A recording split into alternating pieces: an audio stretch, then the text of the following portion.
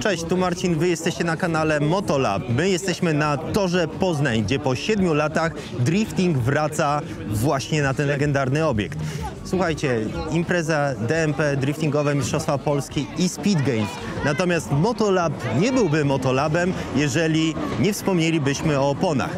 Dzisiejszy odcinek będzie o marce Hankook, o drodze marki Hankook również do gamy premium. Uwierzcie mi, że będzie ciekawie.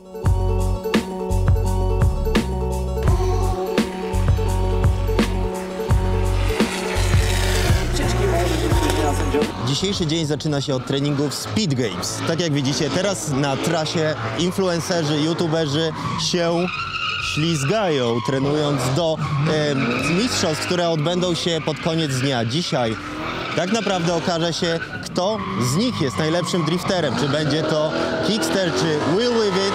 Co prawda Sebastian ma spore doświadczenie z cyklem Drift Open, ale w tym momencie jest na drugim miejscu. Za nimi również jest mocna rywalizacja. Fusiałka, Poczciwy Krzycho i inni, którzy zdecydowanie chcą się tutaj pokazać z dobrej strony.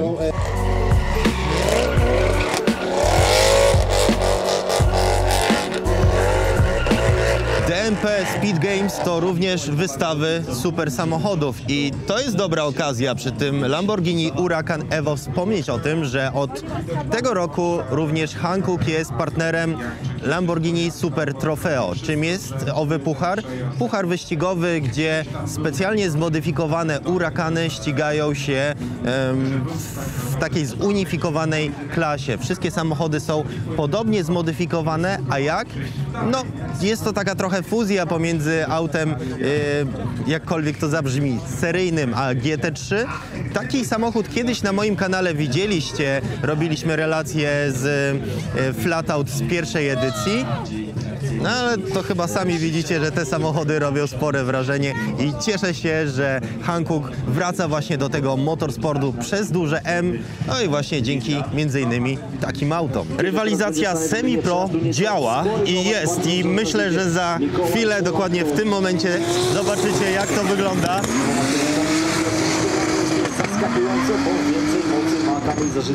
Klasa semi-pro to podobne moce jak w klasie pro, czyli w tej najwyższej, ale dużo mniejsza przyczepność z racji mniejszej szerokości opon.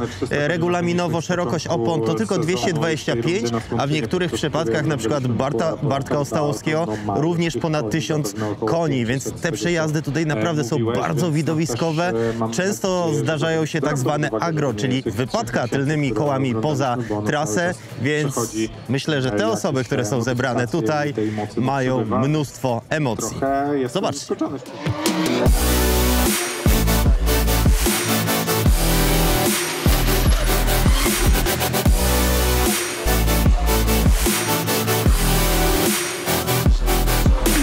Moi drodzy, jestem teraz z Olafem, specjalistą, jeżeli chodzi o produkty Hankooka. Wszystko się zgadza? Wszystko się zgadza. Cześć, Olaf Uzowski, Hankook TR Polska. Olafie, powiedz mi, Hankook wychodzi teraz na lidera w produkcji opon do aut elektrycznych. Mamy specjalną serię, która właśnie jest dedykowana do elektryków popularnych. I teraz powiedz mi, Olaf, w czym tak naprawdę różnią się opony właśnie dedykowane do aut elektrycznych versus do aut spalinowych? Tak, my już w tej chwili jesteśmy liderem, jeżeli chodzi o gamę ogumienia do aut elektrycznych. Stworzyliśmy nową gamę, od początku zaprojektowaną specjalnie do aut elektrycznych. Nazywają się te opony Ion. Są to kompletnie inne opony, zbudowane od nowa i różnią się praktycznie wszystkim. Począwszy od konstrukcji karkasu, a także zastosowania wytrzymalszych materiałów, m.in. aramidu w opasaniach. Także sam profil opony, tutaj na przykładzie opony letniej możemy przedstawić, że ściana boczna jest wykonana bardzo masywnie, przekrój opony jest taki trapezoidalny, mamy tutaj bardzo rozbudowany rant ochronny i mocną stopkę. W każdej oponie z serii Ion mamy sound absorber, technologię wyciszającą, która znajduje się wewnątrz opony. Jest to specjalna gąbka, która tłumi nam hałas, który który dociera do kabiny pojazdu. Mamy specjalną mieszankę gumową, przeznaczoną do tego, aby radziła sobie z potężnym momentem obrotowym, a także zapewniała większy zasięg aut elektrycznych, a także większy przebieg. Jasne, bo tak jak pewnie wiecie, opony do aut elektrycznych są wyzwaniem, ponieważ producenci, inżynierowie muszą walczyć z często przeciwstawnymi rzeczami, bo z jednej strony przyczepność od pierwszego metra, bo duży moment obrotowy, ale też długie zasięgi. Olaf ma jeszcze dla Was kilka ciekawostek. Olaf? Chciałem powiedzieć o tym, jak ta opona wypada nam w porównaniu z wyposażeniem seryjnym. Był przeprowadzony test tej opony w rozmiarze 2.45-4.5-19, gdzie porównywano m.in. zasięg. I ta opona pod względem zasięgu i efektywności energetycznej wypada lepiej niż opony montowane seryjnie i pozwala na przejechanie około 6% więcej. Także... Czyli w skrócie 6 km na każde 100 km, więc jeżeli podróż ma 300-400 km, to rzeczywiście robi się to już po prostu policzalny zasięg. A ja dziękuję za rozmowę i dziękuję za czapkę od Hankooka.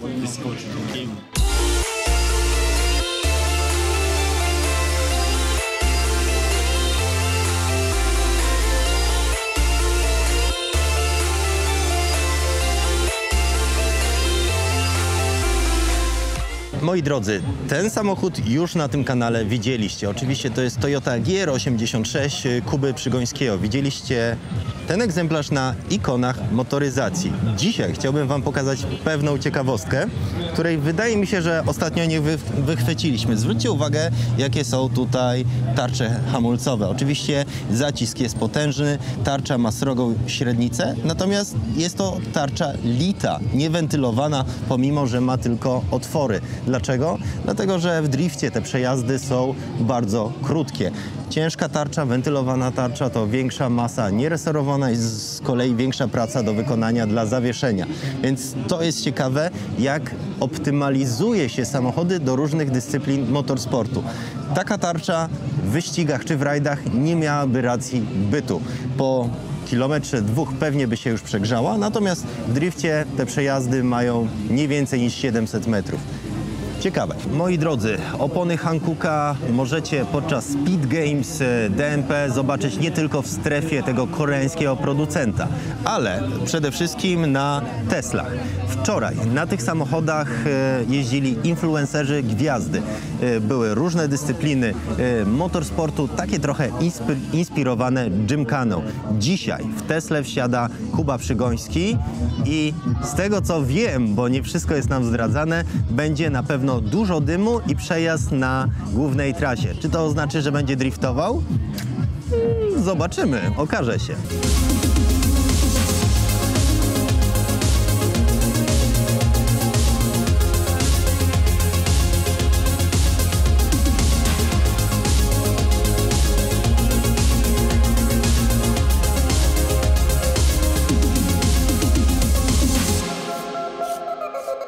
Moi drodzy, tego się nie spodziewałem. Wspominałem Wam o Lamborghini Super Trofeo i jest znalezione w strefie spełnień marzenia. W ubiegłych latach w serii Lamborghini Super Trofeo były używane opony Pirelli. Ten fakt bardzo mocno pomógł w rozwoju semi-slicka Trofeo R. Teraz wszyscy uczestnicy będą używać opon Hankook Ventus Race. Jestem przekonany, że ten fakt wpłynie na rozwój nad oponami również sportowymi. Myślę, że to jest chyba najlepszy moment, żeby opowiedzieć, czym tak naprawdę jest Lamborghini Super Trofeo. Tak jak widzicie, cały body kit wykonany jest z włókna węglowego. Zaczynamy oczywiście splitterem i co ciekawe, splitter wyposażony jest w taką klasyczną sklejkę. Sklejki, wiele osób może się śmiać, ale uwierzcie mi, że ten element dosyć często dotyka toru podczas hamowania i chodzi o to, żeby właśnie toru nie niszczyć. To wynika z przepisów. Bolidy Formuły 1 również mają sklejkę. Tutaj są otwory, za którymi oczywiście są chłodnice. Ciekawy zabieg to ten dyfuzor podbijający strugę, żeby generować tutaj podciśnienie. W środku oczywiście mamy klatkę bezpieczeństwa. Tutaj na podszybiu są 3 zbiorniki od pomp AP Racing. One służą oczywiście do napełniania układu hamulcowego płynem. Nie mamy tutaj serwa, jest układ bardzo mocno bezpośredni. Na górze oczywiście mamy wlot, który zasila tą V10 powietrzem. Silnik jest oczywiście wolnossący. Tutaj ten włas jest ze względów regulaminowych. W razie wypadku, nie daj Boże, można w ten sposób podnieść kierowcę. Myślę, że warto też parę słów powiedzieć o tym, co się dzieje tutaj z tyłu. Potężne skrzydło, które jest dodatkowo regulowane w kilku płaszczyznach. Mamy samą lotkę ustawianą, ale też możemy wysokość również skrzydła ustawić. Na dole jest dyfuzor, mamy również lampę informującą o tym, czy auto hamuje. Jest to dokładnie taka sama lampa jak w Formule 1. Te bardzo ciekawie wyglądające lampy. No i kruciec, który się podłącza do sprężonego powietrza. Wtedy siłowniki wypuszczane są do dołu i auto momentalnie podnosi się do góry. Cieszę się, że ten samochód jest tutaj i mogę po raz kolejny zobaczyć go z bliska.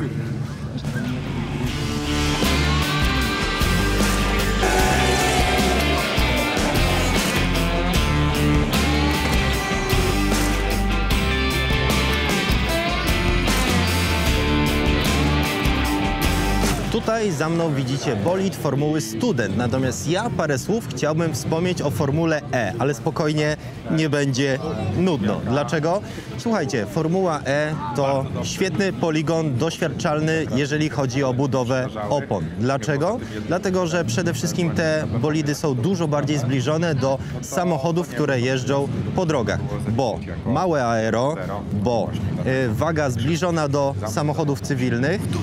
Ostatnia kwestia to, może nawet przedostatnia, to tory uliczne, no i przede wszystkim jedna opona, która musi sobie poradzić w warunkach suchych i mokrych. Wcześniej partnerem Formuły E był Michelin i wiem, że bardzo dużo technologii później w oponie Michelin Pilot Sport Cup 2 było użytych i przetestowanych właśnie na bazie Formuły E. Teraz partnerem technologicznym Formuły E jest Hankook, więc mocno wierzę, że pole doświadczalne, które jest zdobywane, doświadczenie, które jest zdobywane w Formule E zdecydowanie bardziej się przekłada później na opony cywilne niż na przykład doświadczenie z Formuły 1 czy z innych wyścigowych dyscyplin motorsportu. Za mną widzicie 2 identyczne egzemplarze BMW E92 wyposażone w amerykańskie V8.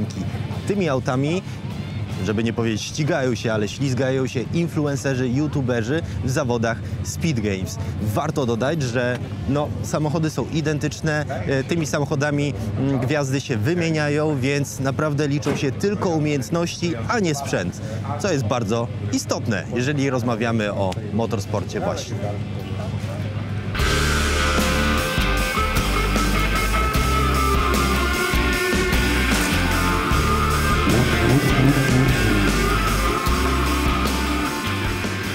Moi drodzy, tego pana raczej na tym kanale przedstawiać nie trzeba. Oczywiście Bartosz Ostałowski. Cześć. Miło mi, że wpadłeś.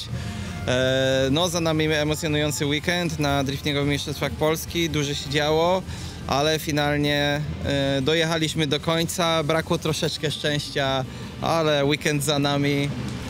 No i już trzeba będzie myśleć o przyszłym sezonie. No właśnie, bo ta u ciebie końcówka roku jest, właśnie nie wiem, czy powiedzieć pechowa, bo nic się nie stało, wszystkie systemy bezpieczeństwa zadziałały, natomiast niedawno duży dzwon, później w 3 tygodnie odbudowaliście samochód, no i teraz z tego co wiem, to wczoraj też mieliście gorąco, że tak powiem. Tak, niestety rzeczywiście w sierpniu na zwykłych pokazach tak naprawdę niestety dostałem strzała od innego kierowcy, który tam jeździł.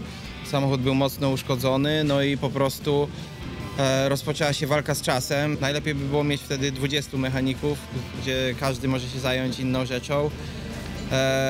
No ale to jest prawie nierealne, to chyba Formuła 1 tylko ma takie możliwości, więc no i tak naprawdę takim trochę cudem zdążyliśmy tutaj, natomiast Poznań i ta runda też zaczęła się dla nas no, mocno pechowo i chyba nie bałbym się tego słowa, no bo najpierw urwana półoś, straciłem jeden trening w piątek, później na drugim wyjeździe niestety pożar, na szczęście krótki. paliwowy, Tak, z tego co tak, pamiętam. tak. No i później znowu w zasadzie to sprawiało, że nie potrenowałem. Kwalifikacje też takie no, mega nerwowe, 2 przejazdy tylko zrobiłem przed kwalifikacjami, co też się odbiło na wyniku, no słabo się trochę zakwalifikowałem, no i dzisiaj chciałem walczyć, no i na porannych treningach kolejny pożar już w innym miejscu, który trwał, nie wiem, może 10 sekund, ale jednak to są przeżycia, emocje. Więc no mocno tutaj moje nerwy zostały wystawione na próbę. Bartku, zazwyczaj masz inny ton głosu, jak rozmawiamy. Wiem, że szczególnie jeżeli chodzi o pożary, to masz bardzo przykre doświadczenia. Natomiast no, ja myślę, że trzeba tutaj pogratulować całemu zespołowi, bo tak naprawdę mieliście 2 sytuacje bardzo groźne i za każdym razem udało się te pożary ugasić. Wszystkie te systemy bezpieczeństwa, czy twoje w samochodzie, czy też samo gaszenie samochodu zadziałało i ja bym raczej to traktował jako sukces. Myślę, że tak, no ja też słowa podziękowania muszę złożyć nie tylko dla zespołu, ale też dla innych zespołów, bo Kuba Przygoński pożyczył mi system gaśniczy, który zużyłem na pierwszym pożarze, później zespół AMZ, Darek Fabisiak pożyczył mi drugi system, już mówię, za chwilę wszystkim wyczerpię te systemy, teraz będziemy musieli oddawać. Było powiedzieć, bym swój jeszcze przywiózł. No właśnie, przydałoby się, bo naprawdę no, tyle razy, co musiałem przetestować procedurę wysiadania w ten weekend, szybkiego odpalania systemów gaszenia auta, to nie zrobiłem tego przez 10 lat.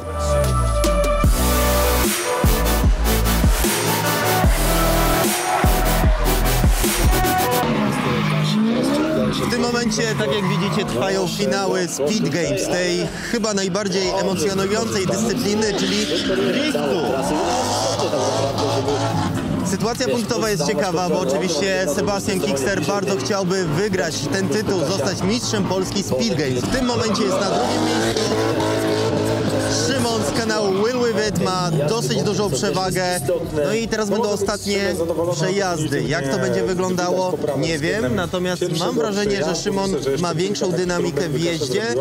Sebastian bardzo mocno asekuracyjnie na lewej nodze, ale całe szczęście nie ja muszę to oceniać, tylko sędziowie. Na pewno będzie ciekawie.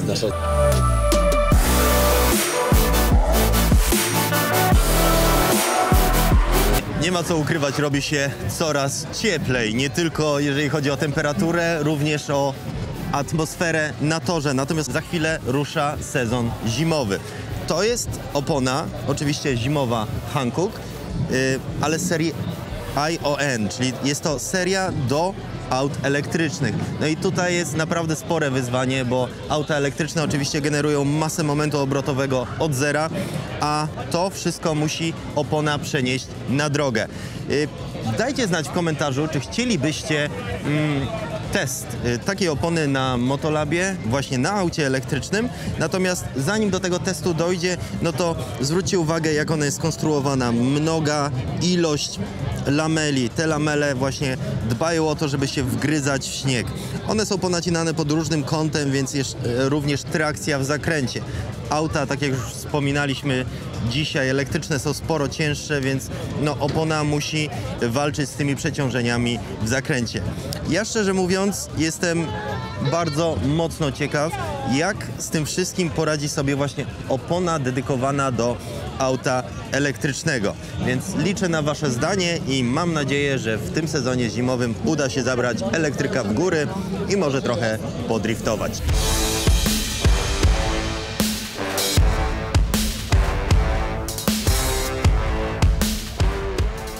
No cóż, tak jak obiecywałem, dużo dymu z Tesli było. Nie było natomiast dźwięku i to jest Ciekaw jestem, jak wy to odbieracie, bo motorsport można kosztować różnymi zmysłami, bo oczywiście widzimy to, co się dzieje, ale też czujemy zapach opon, czujemy spaliny. Czy taka będzie przyszłość driftu, motorsportu?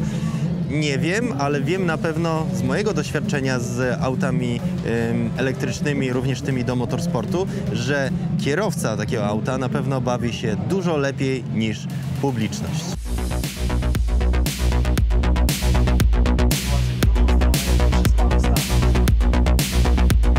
W tym materiale kilkukrotnie już wspominałem o gamie premium. O co w tym chodzi? Pewnie, jeżeli kupujecie opony w internecie, zauważyliście, że możecie wybrać grupę.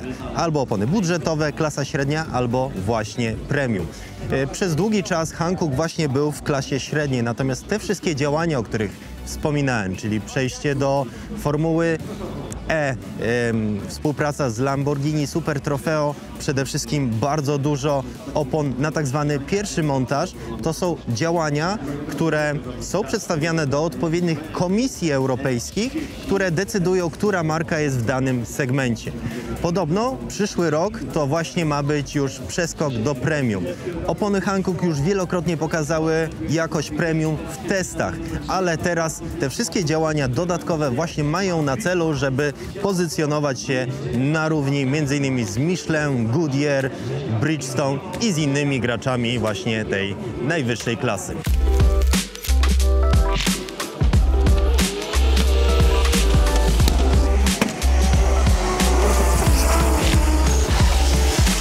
Moi drodzy, w tym momencie na ekranie widzicie wyniki. Ja z tego miejsca bardzo chciałbym podziękować firmie Hankook za zaproszenie i przede wszystkim za to, że wspiera motorsport.